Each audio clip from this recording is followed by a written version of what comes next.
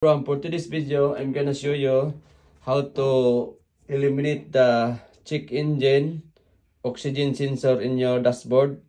Because if you don't have an catalytic converter inside the exhaust, so what you're gonna do is you attach this adapter. Okay, I'm gonna show you where is the filter. Okay, so this is the filter. So this is served as your catalytic converter, so that your check engine on the dash oxygen sensor, it will eliminate. Okay, have a look.